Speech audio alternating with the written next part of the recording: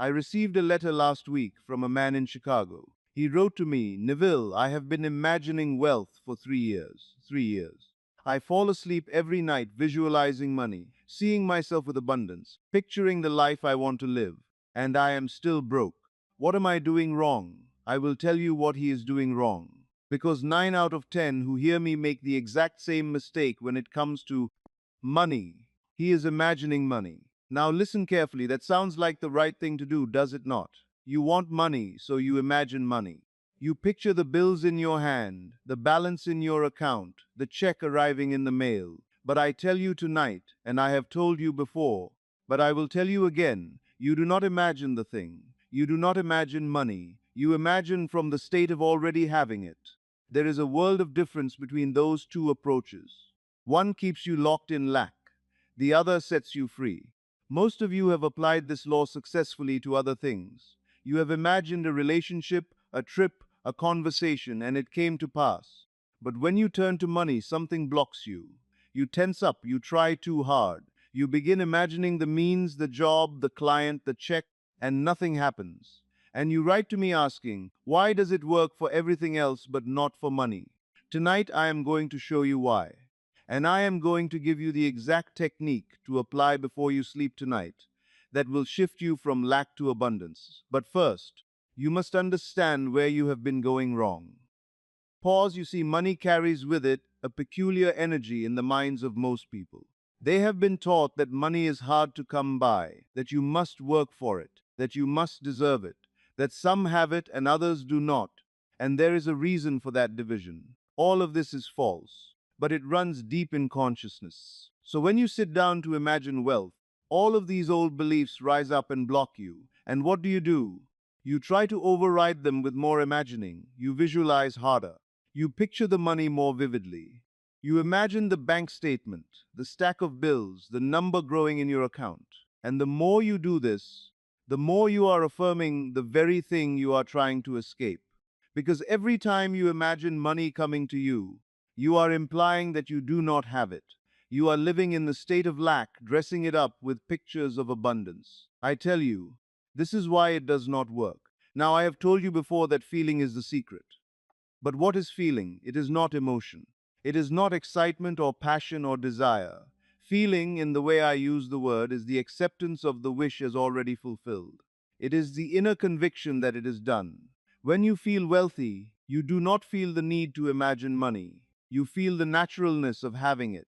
You feel the ease, the security, the freedom that wealth brings. That is the feeling, and that is what you must assume before you sleep tonight. But hold this thought. There is a precise moment, a doorway between waking and sleeping, when the assumption either takes root in your subconscious or evaporates like morning fog. Most who study the law miss that moment entirely. They imagine while fully awake, and then they fall asleep worried. I will show you exactly how to recognize that moment and use it, for it determines whether the law works for you tonight or remains theory. Let me first show you what happens when you miss it. Pause. Let me tell you about a woman who came to me many years ago when I was still lecturing in New York. She had written to me first, and then she attended one of my Friday evening lectures. After the lecture, she waited until the hall had emptied, and she approached me. She was well dressed, but I could see the strain in her face. She told me she had been a widow for 2 years. Her husband had left her with debts she did not know existed. She had been trying to manage, but the creditors were closing in. She had been applying the law, she said. She had been imagining money every night for 6 months. I asked her, "What do you imagine?" She said, "I see myself opening the mailbox and finding a check. I see myself depositing it at the bank. I see the teller smiling at me and handing me a receipt." I said to her, "You are imagining the means, and you are imagining from the state of lack." At first, she did not understand. She said, "But Neville, I am imagining abundance. I am seeing the check. I am seeing the money." I said, "No. You are seeing yourself as someone who needs a check to arrive. Every time you imagine opening that mailbox, you are assuming you are the woman waiting for money to come. You are not wealthy. You are poor, hoping to become wealthy. And as long as you imagine from that state, you will remain in it." She resisted this. She told me she had read my book. She had listened to my lectures. She was doing exactly what I had taught. I said, "Then let me clarify. Tonight, when you go to bed, I do not want you to imagine any money at all. I do not want you to see a check or a bank account or a single dollar. I want you to imagine a scene that implies the money problem is solved. What would you do? What would you experience? If you were already free of this debt." She thought for a moment. Then she said, "I would sleep through the night without waking at 3 in the morning in a panic. I have not slept a full night in 2 years." I said, "Then that is what you will imagine. Tonight, as you lie in your bed, you will feel yourself waking in the morning after a full night of deep, peaceful sleep. You will feel the relief, the ease, the sense that all is well. You will not imagine how the debts were paid. You will simply assume they are paid, and you will feel what that feels like." She agreed to try it, but I could see she was doubtful. 3 weeks later, I received a letter from her. She told me that for the first week nothing changed. She did the exercise every night. She imagined waking after a peaceful sleep, feeling secure and free. But the creditors still called, the bills still came, and she almost gave up. But she persisted. And on the eighth night, something shifted. She said she felt it as she was fallen asleep. A deep sense of relief washed over her, as though the problem had already been solved. She did not know how, but she knew it was done, and she slept through the night for the first time in 2 years. The next morning, she received a phone call from an attorney. Her late husband had a life insurance policy she knew nothing about. It had been caught in probate, but it had finally been released. The amount was enough to pay every debt and leave her with a comfortable sum besides. She had not known this policy existed. She had not pursued it. She had simply assumed the feeling of the wish fulfilled, and the bridge of incidents appeared. Now you see what happened here. She stopped imagining the means. She stopped trying to figure out how the money would come. She lived in the end. She occupied the state of a woman whose financial problems were solved. And her world, which is nothing more than her own consciousness pushed out, had no choice but to conform. This is the principle I want you to grasp tonight. Money is not something external to you. It is not out there, waiting to be attracted or earned or deserved. Money is a state of consciousness. When you are conscious of being wealthy, you are wealthy. And your outer world must reflect that Earth's inner state. It is law, it cannot fail. But most of you do not live in that state. You live in the state of wanting money, needing money, trying to get money. And the law is impersonal. It does not care what you want. It only gives you what you are. If you are in the state of lack, you experience lack. If you are in the state of wealth, you experience wealth. Now here is where the teaching turns, my friend. There is a detail in this principle that has been stripped from every modern interpretation of the law. It is the difference between those who see money arrive within weeks and those who imagine for years with nothing to show. I must tell you this detail now, for without it, you will continue to sabotage yourself the moment you open your eyes in the morning. Now, how do you shift from one state to the other? Not by effort, not by working harder or visualizing longer or affirming louder. You shift states by assumption. You simply assume you are already in the state you wish to occupy, and you persist in that assumption until it hardens into fact. I have told you before, but I will tell you again. Assume the feeling of your wish fulfilled and continue in that assumption, for the assumption, though false, if persisted in, will harden into fact. That is the entire law. There is nothing more to it. But when it comes to money, people complicate it. They think there must be some special technique for money, some extra step, some additional requirement. Now I must insist on this, my friend. There is no special technique for money. The law makes no distinction between a penny and a marriage, between a dollar and a healing. Consciousness is consciousness. State is state. Do not let anyone, including yourself, convince you that money is somehow different, somehow harder, somehow subject to different laws. It is not. The same principle that brought you a desired conversation will bring you a fortune, but you must apply it the same way. You must assume the state. You must live in the end. Pause. Let me tell you about my own experience with this. When I first came to New York in 1922, I was a dancer. I made very little money. I lived in a small furnished room, and there were weeks when I did not know how I would pay the rent. I had heard of the law through a man I met, and later through my teacher Abdullah, but I did not fully understand it yet. I would try to imagine money, and nothing would happen. I would picture myself with wealth, and I remain poor.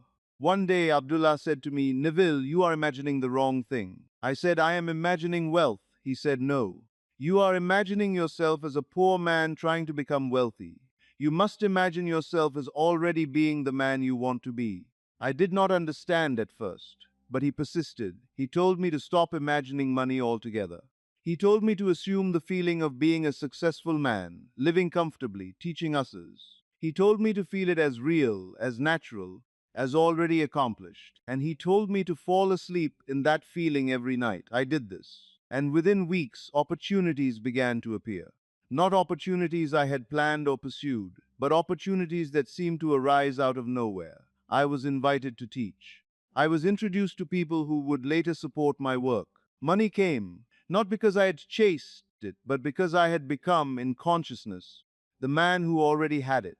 This is what I want you to do tonight. I want you to stop chasing money. I want you to stop imagining the means by which it will come. I want you to simply assume you are already wealthy, not becoming wealthy, not going to be wealthy, but already wealthy right now in this moment. And how do you do that? You do it in the state akin to sleep. That drowsy interval between waking and sleeping is when consciousness is most impressionable. It is when the subconscious mind, which is the creative power within you, is most open to suggestion. In that state, you do not argue with yourself. You do not question. You simply accept.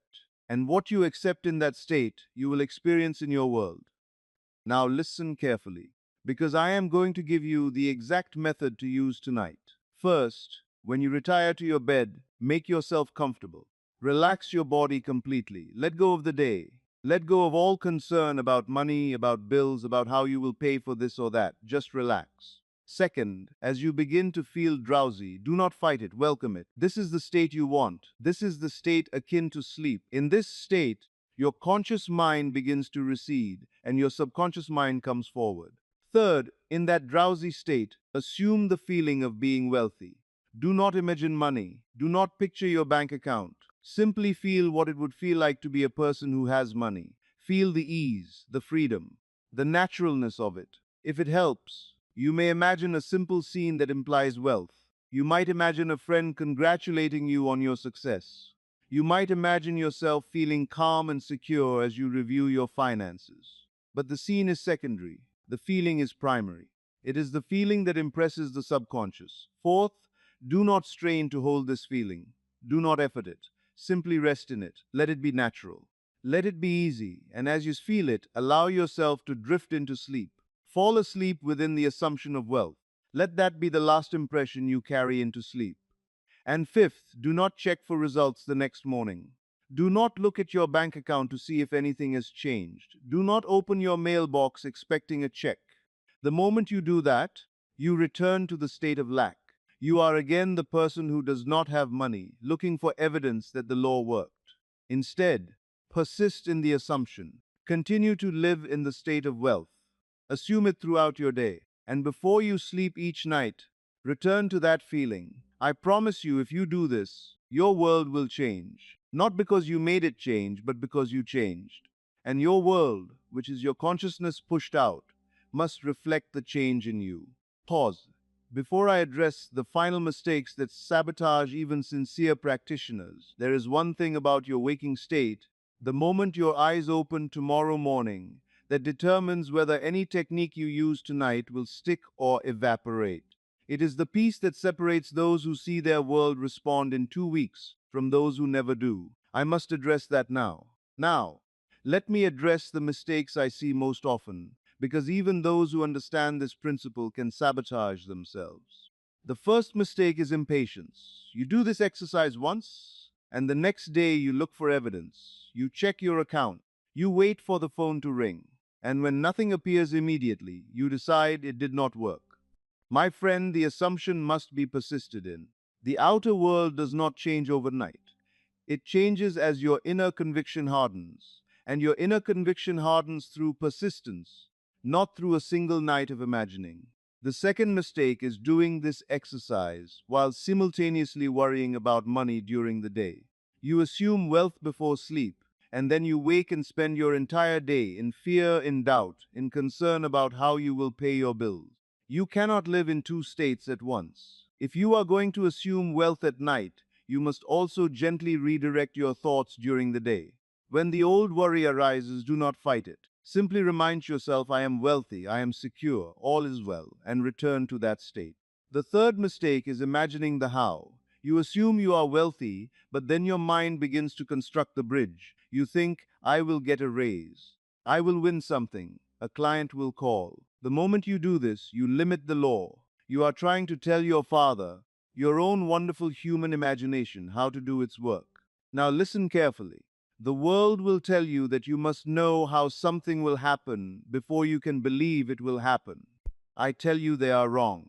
Your task is to assume the end. The how is not your concern. The how is none of your business. Live in the end, and the bridge of incidents will appear. It always does, it must. Because consciousness is the only reality, and what you are conscious of being must externalize. Pause. Make no mistake, my friend. This is not wishful thinking.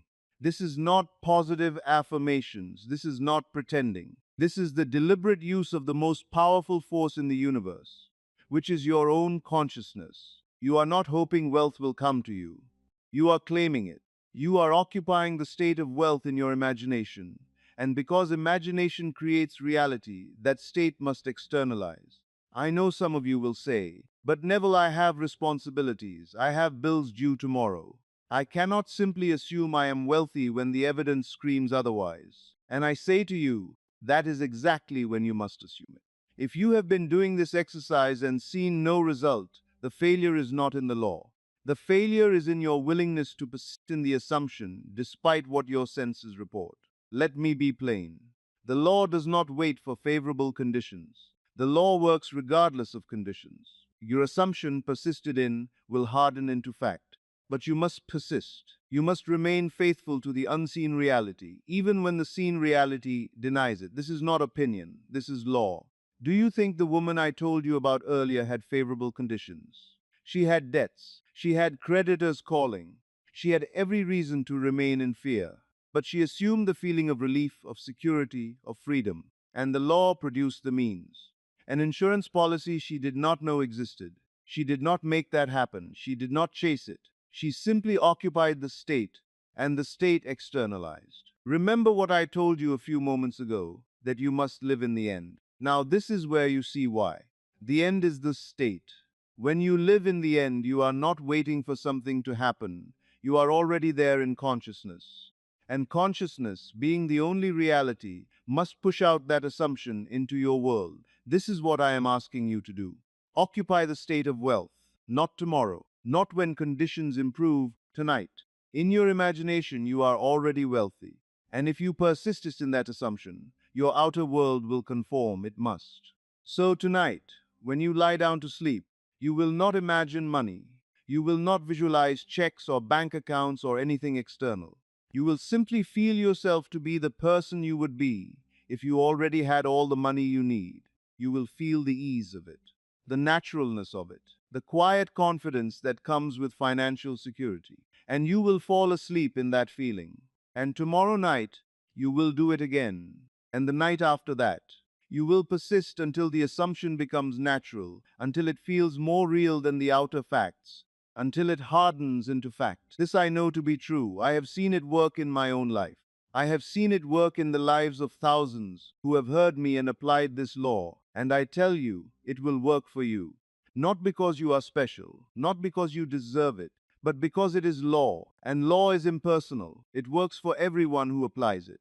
Pause, and now I tell you, my friend, the secret you have been searching for is not a secret at all. It has been hiding in plain sight in every sentence I have spoken tonight. Money will not find you because you visualized it. Money will not find you because you affirmed it or desired it or begged for it. Money will find you because you are it, because you occupied the state of wealth in your consciousness, because you assumed you were already the person who has it. And consciousness, being the only reality, must push out that assumption into your world. The state, my friend. The state. That is all there is. When you assume the wish fulfilled, you do not perform a technique. You do not manipulate the outer world. You enter a state, and from that state, the world has no choice but to rearrange itself to match what you are conscious of being. Tonight you will enter that state, and you will let the money find you. Pause tonight when you retire to your bed. Do this just once. Enter that drowsy state akin to sleep. Assume the feeling of being wealthy. Not the picture of money, but the feeling of already having it. Rest in that assumption and fall asleep there. That is all. No effort, no straining, no concern about how it will come or when it will appear. Simply assume it is done and sleep in that conviction. In the morning, you may find that nothing in your outer world has changed. That is well. Persist. Do it again the next night. And the next, your assumption, though invisible today, is hardening into fact. The bridge of incidents is forming even now, though you cannot see it. Or you may find, as so many have found, that within days or weeks, the money comes through a channel you never expected, through a person you had forgotten, through an opportunity that appears out of nowhere. Both are the same law in operation. Remember always, consciousness is the only reality. What you are conscious of being, you are. And what you are, you must experience in your world. The world is yourself pushed out. There is no power outside of you. There is only the state you occupy in your own wonderful human imagination. May you sleep tonight in the Sabbath rest of your fulfilled desire. May your assumption of wealth harden into fact while you rest. And may you wake as the person you have claimed to be. Until we meet again, my friend, live in the end. Good night.